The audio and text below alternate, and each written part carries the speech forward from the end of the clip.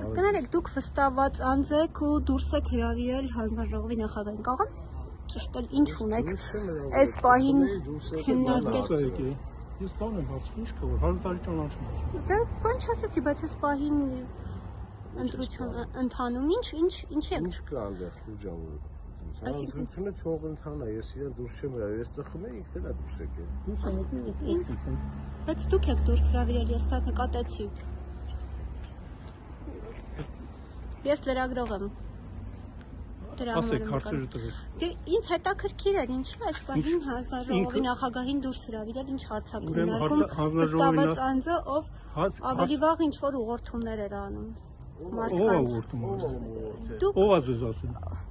Ես տեսել եմ դա։ Որտե՞ղ եք տեսել։ Դե հիմա դա ես պիտի հաշվետվություն տամ։ Չգիտեք ինչ, ամեն ինչ կարելի է հայտարարել։ Ես փաստերով եմ խոսում, եկեք մի փորձեք ձայն բարձրացնել իմ վրա, ես նորմալ հարցեր եմ տալիս։ Ես ձայնը չեմ բարձրացնում։ Դուք գրանցվել եք դուրս գալուց այս պահին։ Այս պահին ծխելու մարտի գրանցվել։ Դու ընտրական տեղամասից դուրս եք եկել, բնականաբար պիտի գրանցվեք, ձեզ ոչ մեկ ինչ չեք զգուշացրել վստահված անձին։ Այո, դուք շենքից ընտրական տեղամասից հարգելիս դուրս եք եկել։ Ծխելու առումից չեն ասել, դու հանդիպել եմ ու գրանցվել։ Հատուկ չկան ինչ-որ բացառություններ ծխելու համար, թե ինչ-որ Ոչ, պիտի դուք ուղղակի գրանցվածյանը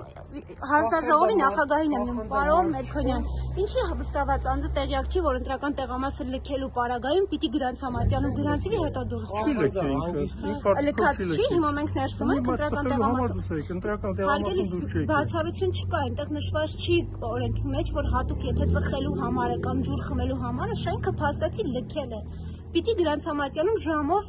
ինքը գրանցվի, երբ է դուրս եկել ծխելու համար, խախանդը կապ չունի հարգելիս, էլ եմ ասում, ոչ մի բացառություն,